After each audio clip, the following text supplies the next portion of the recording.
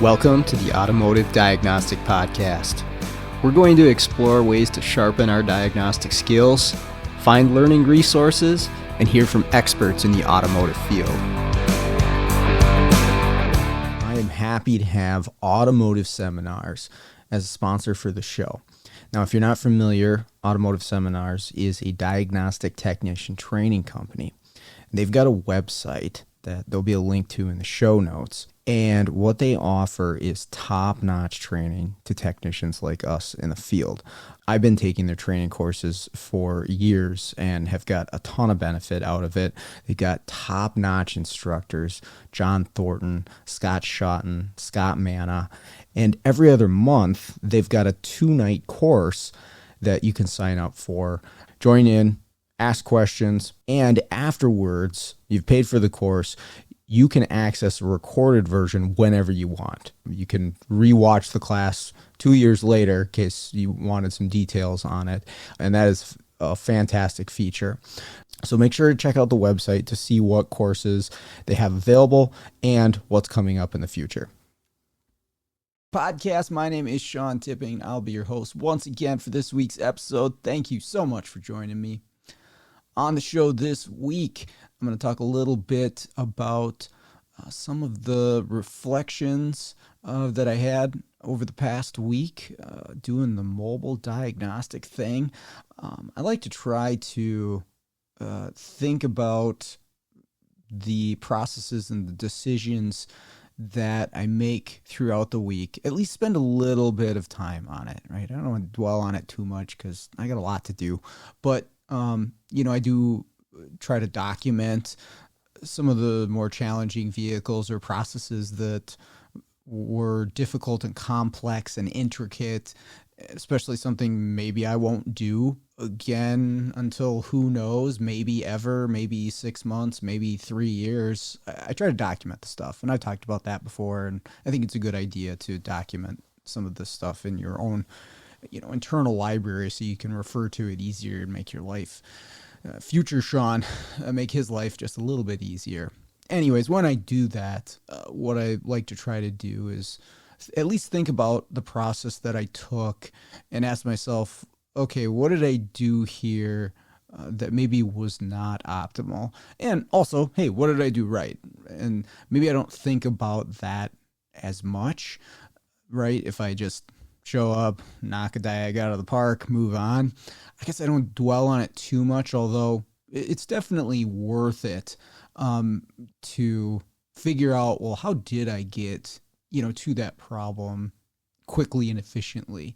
And maybe it's just experience, but maybe you used some type of process or something in your diagnostics that really got you there. But I tend to focus on the ones that challenge me, mainly because, well, those are the ones I definitely could potentially do better in the future or handle a situation in a more efficient way, give it another chance, given a little bit of reflection and really trying to dissect the process, figure out where did that go wrong for me? What did I miss? What did I do wrong? Why did I do it wrong or miss it? And, hey, you got to be fair with yourself too. Sometimes you just have to learn things the hard way, right? You got to struggle to get good at something. But even within that initial struggle on something new, okay, well, why did this particular vehicle take me so long? Or maybe why did I make a bad call on something, right? I do that plenty of times. And what happened there that I made the wrong call or made a mistake there? And it's even expanded more, to my team now that a number of us are doing diagnostics, try to assist there whenever I can. And again, reflection on that is definitely helpful. And that's where today's conversation is coming from, is just kind of looking back at a few diagnostics, but really specifically, and here's what we're going to dial into, is the decision-making process within a diagnosis.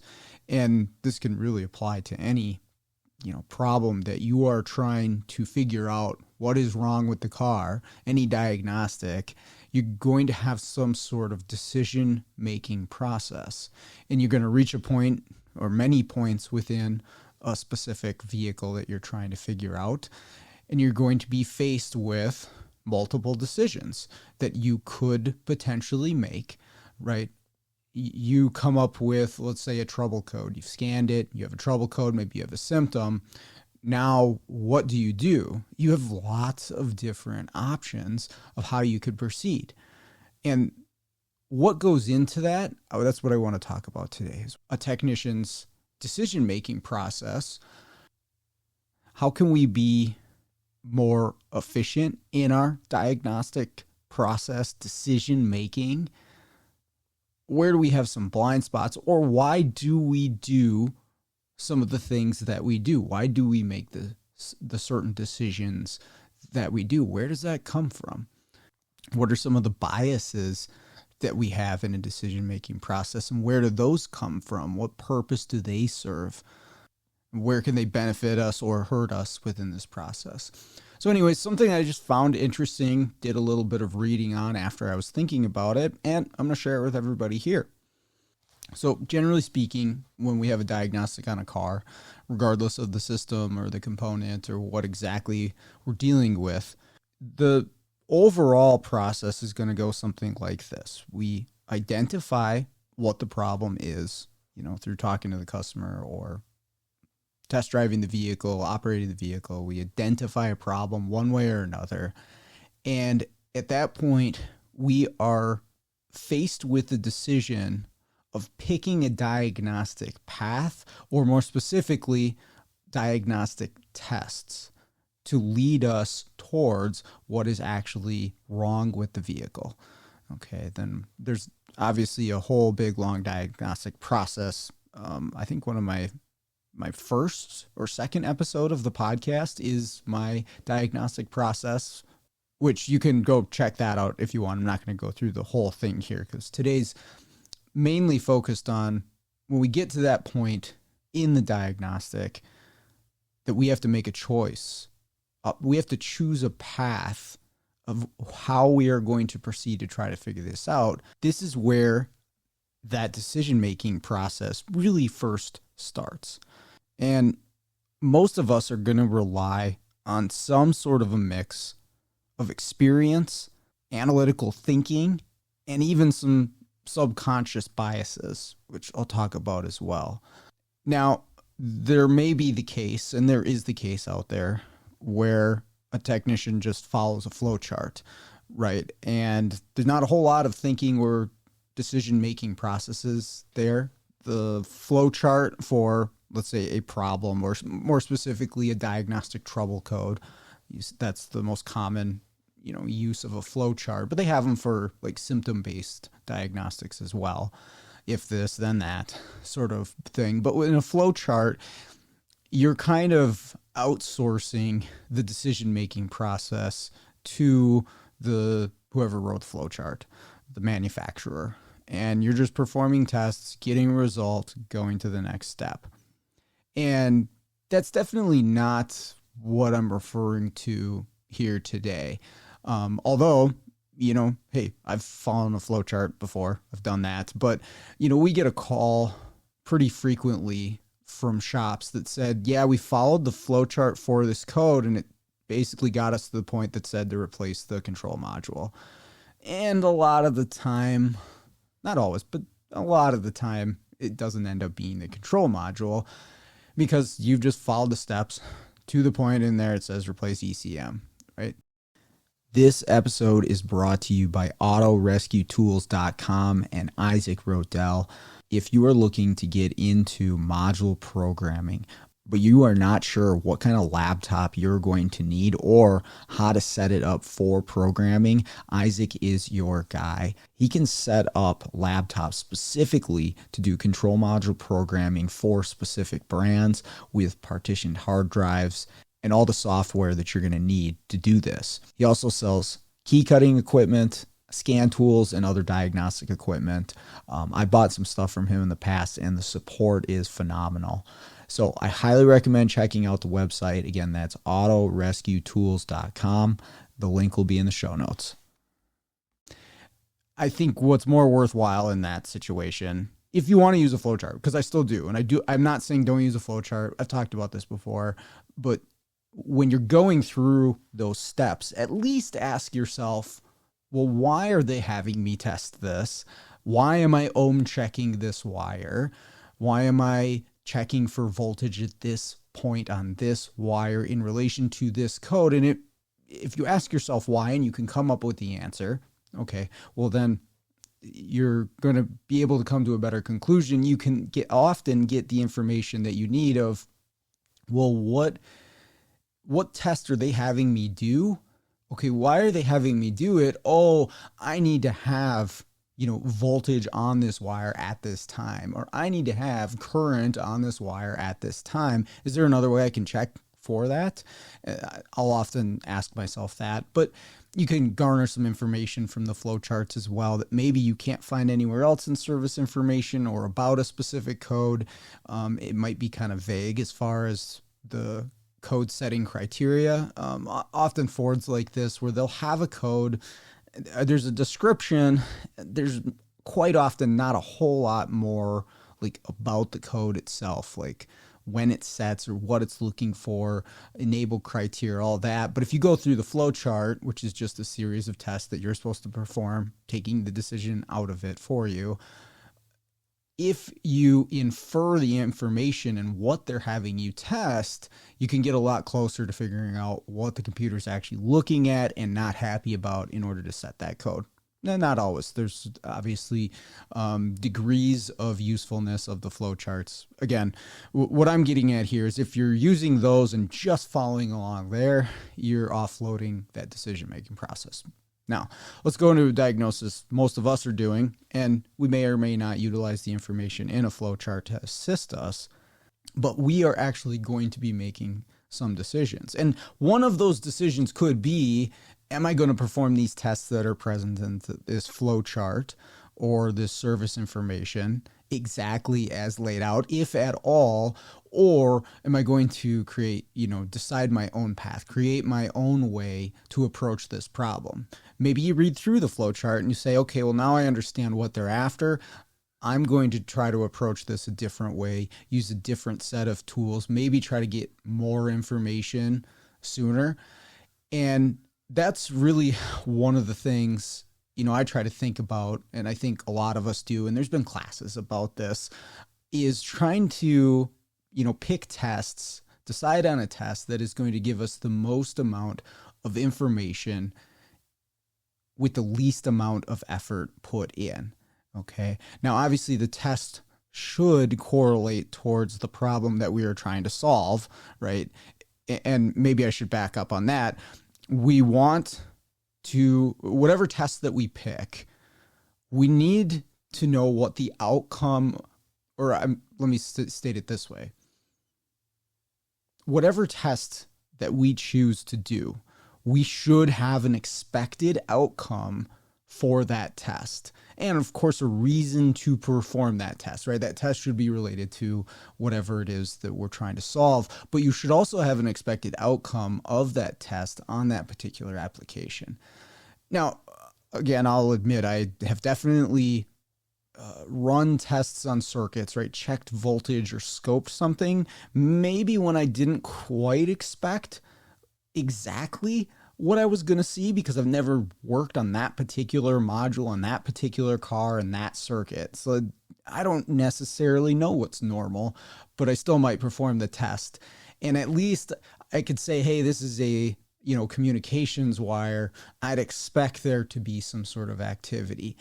Maybe I don't know when or how much or what exact voltage, but I would expect there to be something on this wire, right? And so I will perform tests not knowing the exact result, but at least an expected result, right? I'm going after that wire because it's involved.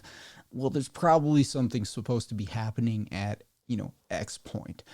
But whatever test that you decide to do, you should have an expected result. Now, once you at least have an idea of what that expected result is, you want to consider, okay, what's going to get me the most amount of results or the most amount of information with the least amount of effort. And this will tie into something that we'll touch on a little bit later. But that benefits us as a technician, obviously, because it's less work to get more info, right? And, I talked about it last week, and so did Matt. Matt had an episode as well of relative compression. And that's a really good example of a low-cost test that gets us a ton of information. Just using a scan tool, getting a data list from a scan tool is a ton of information that, we often take for granted that we can pull up, hundreds of data PIDs on a vehicle about specific voltages and computer decisions and all of this stuff right from the driver's seat, right? And there's been whole classes on, drivability from the driver's seat and using the scan tool to its utmost advantage, right? And I'm usually at least thinking about the types of tests that are going to get me the most amount of information on the thing that I'm looking for with the least amount of effort.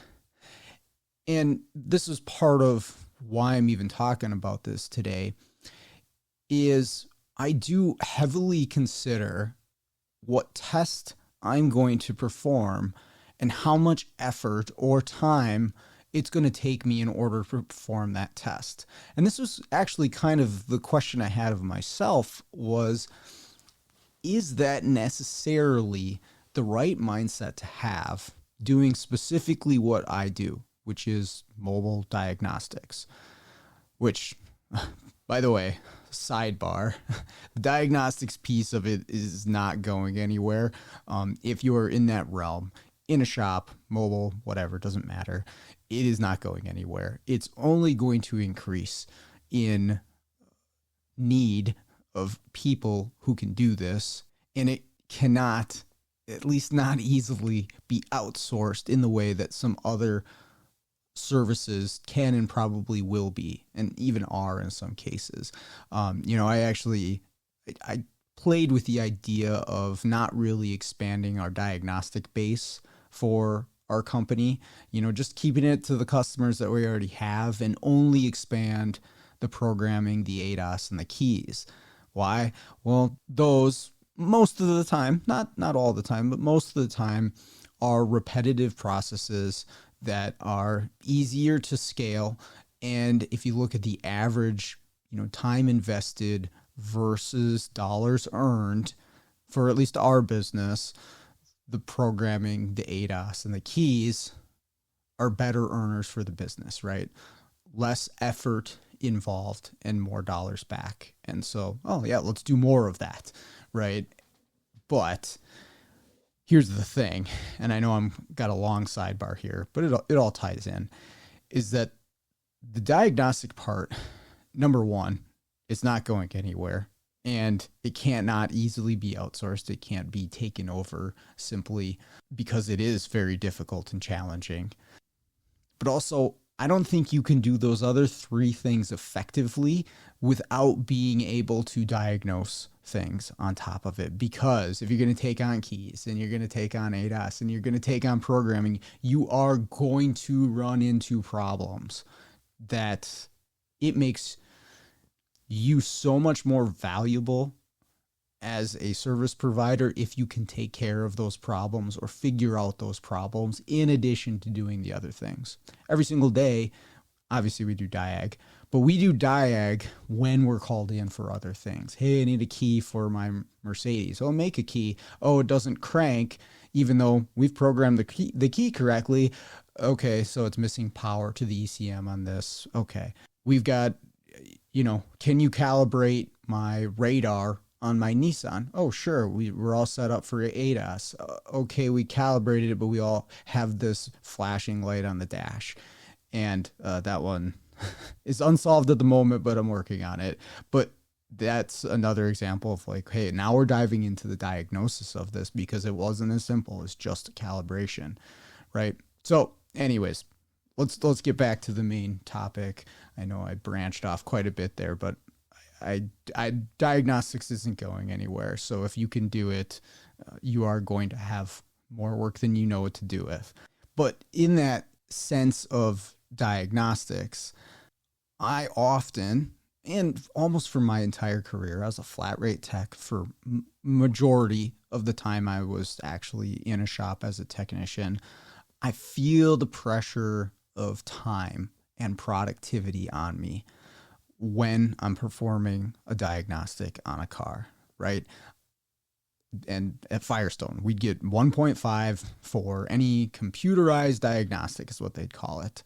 So really anything electrical, drivability, computer related, we'd get 1.5 hours. And of course we could talk to them and try to get more, but that was the time frame. And so we wanted to get to an answer within that hour and a half. And it's roughly the same for what we do right now. I tend to put even smaller time constraints on myself now. I usually have an hour blocked off for myself at each stop, and definitely don't solve them all in that time, but a lot of them I do. But almost all of them, I put a pressure on myself, and I do it to my team as well. But I put a pressure on myself that I got to solve this within this amount of time, right? We've got a time crunch, and to a certain point, you have to be productive, right? If you want to run a business, you got to make money. And obviously I understand this now, running a business, but even as a tech on flat rate, you're kind of your own independent contractor, and you understand that your paycheck depends on how much work you can turn out, right? So it's all comes down to dollars versus time, and what can I do within this amount of time, right? So all that plays into your decision-making process, which again is why I'm talking about this, because that pressure of time can maybe lean you in directions that you wouldn't normally go if you had unlimited time. But that's not reality, right? Even if we completely change the structure of diagnostics, which I want to talk a little bit about at the end here, it's still going to be something where we have to fix X amount of cars in X amount of time. And so the decisions that you make and the decisions that I make every day out there doing diagnostics all have a weight, right? And that weight is how much effort and time does this test take me, and what info am I going to gain from performing this test, right? When do I take out the peak out to do a cam crank waveform? It sounds easy enough. It's not the easiest on every single vehicle to get access to both camshafts or all four camshafts and the crankshaft sensor. I'll say the crank accessing that signal is actually pretty challenging on some vehicles, or time consuming, right? You have to completely take apart a connector or maybe lift a vehicle when for us it's out in the parking lot in order to actually access the circuit. So that can be a time-consuming test. You could look at something like injector flow tester on the bench, right? That might be the right test. And this is something that you consider too, is that time-consuming test might be the one that you have to do, or could be the best test for you as far as figuring out the problem and getting you the info that you need. It might be. But if you're going to take injectors out and put them in a flow tester on the bench, that is a ton of work to perform a single test. And there's other tests. That is one that I thought of that is definitely like the most time consuming. Completely removing injectors, setting them up on a bench tester, and then, I don't know, potentially reinstalling them, or after you've cleaned them, maybe putting in new ones, depending on what you find. But what if you take them out and you find that there's nothing wrong with them? And that's always my concern when I'm choosing a high cost test in relationship to time, is that I'm going to spend all of this time performing this test to get this data, and then it's going to come up good. Now, can I rule something out that way? Sure. And you can do an elimination style diagnosis just by testing, finding everything that's good until you've eliminated enough stuff. You can say, well, I've tested everything but this, so we got to replace this. And sometimes that's the way you got to approach it. But that quite often is going to eat up just a ton of time. Okay, so how do we make these decisions about the value of a test, the cost of a test to us when we're deciding which direction we are going to go. Now, obviously, we have to have a destination in mind, right? We're trying to solve a problem. So there's some understanding about the system and the components and the vehicle. And then hopefully you've performed that test before, so you know exactly what it can and can't tell you, what to expect from it, and how long it's going to take you to perform, right? That's all stuff that goes into this beforehand. And for me, it's an advantage that I feel like I do have because a lot of my equipment I've spent a lot of time with. So I understand exactly how much time it's going to take me to take out the WPS, remove a spark plug, put it in there, start the engine, and make that measurement. But in some cases, that's the best way to go, right? Trying to figure out if I have a restricted catalytic converter, prior to the WPS, I'm doing some sort of exhaust back pressure measurement, which in Minnesota, you could pull the O2, maybe you could drill a hole and weld it shut, but doing that mobile is almost not possible, not realistic, I should say, in most cases. But a WPS, okay, I can pull a spark plug and put this in, and it's a little bit of time depending on the engine, but it can give me a ton of info, right? And I'm going to be able to tell whether there's a restriction in that exhaust. It's actually much faster than the alternative, even though it's a somewhat time-consuming test. But here's the thing. What if I'm not really sure whether I have a restricted exhaust, right? You can drive a car and you're like, oh yeah, this thing's got a plugged cat, no question. But sometimes you're like, well, I'm not sure. I think this could be a restricted exhaust based on the symptoms that I'm having, but I'm not sure. Now I need to weigh, hey, does pulling a spark plug and putting my WPS in there, is that the best thing to do? Or, this is my mindset, is there other things I could check or do that maybe wouldn't take me as much time? Now here's the trap. Sometimes I'll avoid a test because I'm like, oh, that's going to take me a lot of time to do that particular test. Well, I'll do 3 or 4 other tests that don't give me the info that I need, and I have to go back to that original test. I had that the other day with an engine that was setting timing codes, and I decided I was going to try to verify the timing was off by only comparing the cams to each other and not to the crankshaft.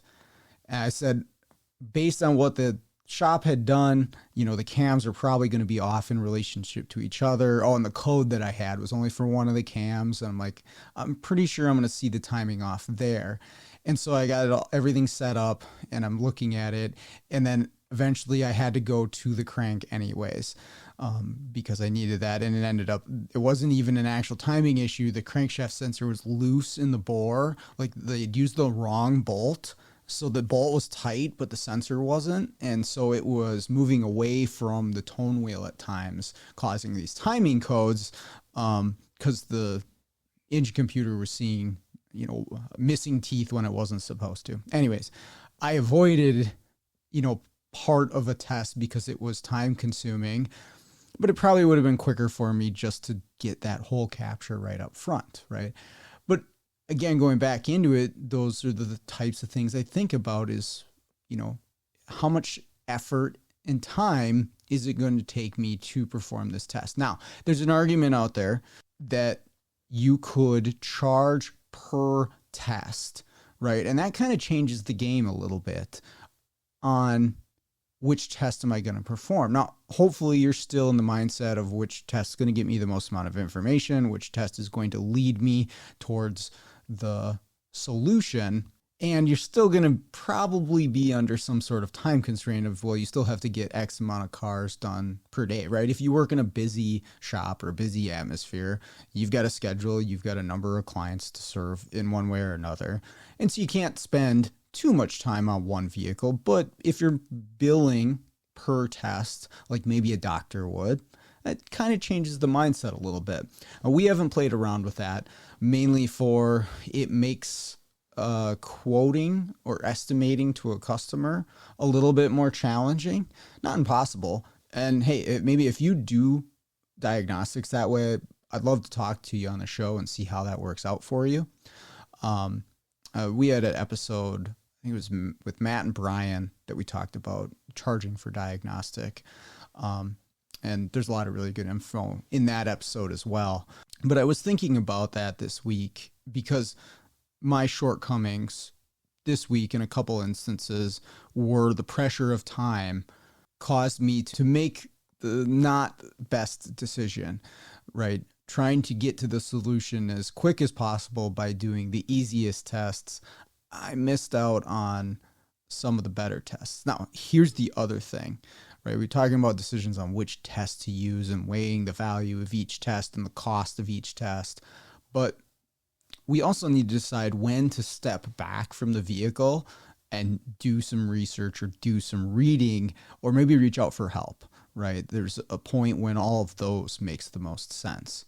And there was an example this week where instead of just charging head first into the problem, is like what I did, I should have stepped back and said, hey, I've got to come back to this car after I do a little bit of research because I am unfamiliar with this system.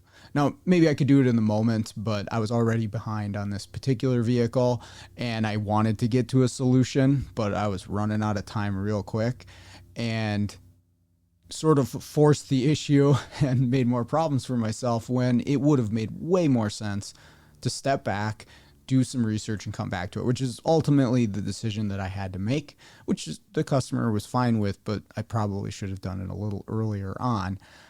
But again, that's a point of decision for us of like, hey, okay, I'm in over my head a little bit here, or a little bit more than I'm comfortable with, more than I think I can figure out on the fly. I'm going to step back, regroup, get a plan together, get all the information that I can away from the busyness and the chaos of, I say the shop, but if we're at multiple different shops, the work environment, right? I can digest information. I'm fairly good at finding info in the heat of the moment, right? You can look up service bulletins and service info, but sometimes the chaos of the day, and that's what happened here, my mind was just not in the right place to really focus and do a good search. And so I struggled with it. And some people actually sent me some info, helped me out.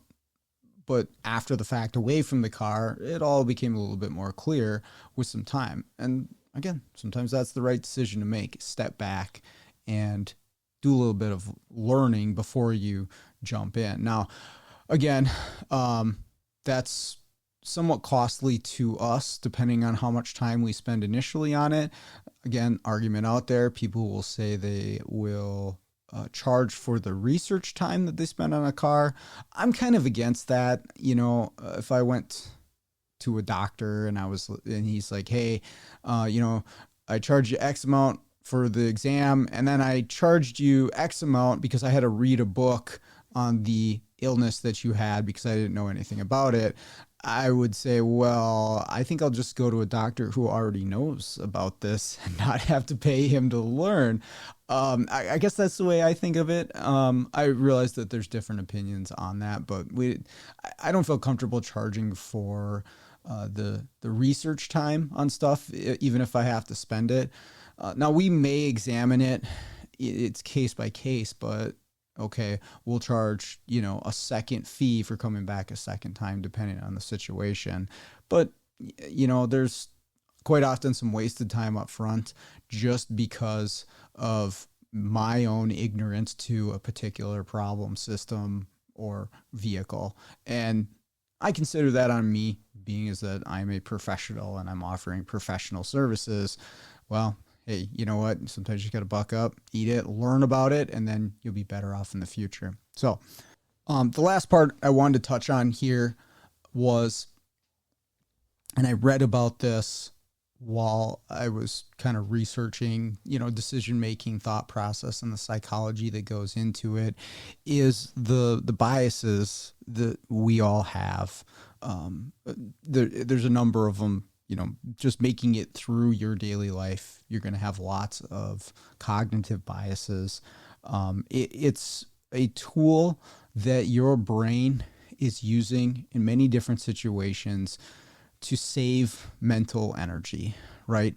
There is too much information, too much to remember, too much to know, and quite often we're only getting bits and pieces of the whole thing.